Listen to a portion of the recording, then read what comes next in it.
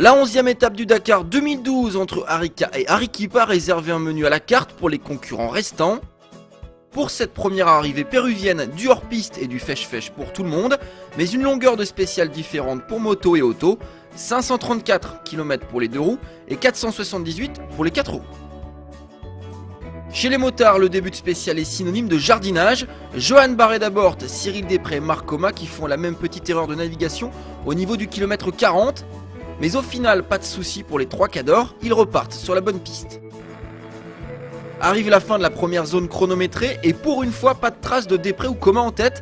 C'est un autre ibérique qui mène la barque, Gérard Fares-Gueye de chez KTM.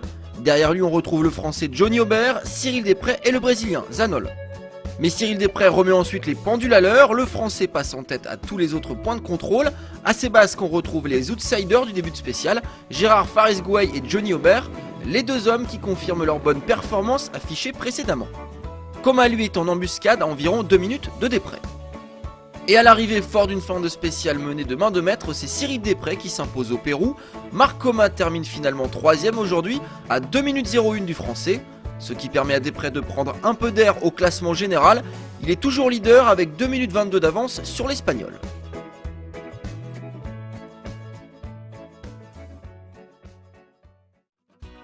Chez les autos, fortune diverse pour les leaders. Les Mini confirment, le Team Hummer lui voit ses chances de victoire réduites à néant. Pourtant c'est bien Robbie Gordon qui franchit en leader le 3ème point de contrôle.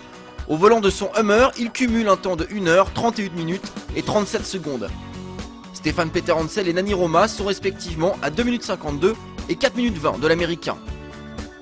Changement radical ensuite, Robbie Gordon vit une suite de spéciales cauchemardesques. Il reste stoppé plus d'1 heure au kilomètre 199, ses chances de victoire sont maintenant nulles. Ce sont les Mini qui font maintenant le show, et plus particulièrement Stefan Peter Hansel et Nani Roma. Au volant de leur countryman, les deux compères s'échangent coup pour coup jusqu'à l'arrivée, et avantage au final à l'expérience du français.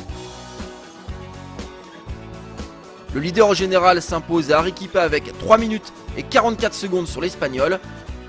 Il entrevoit encore un peu plus le titre 2012.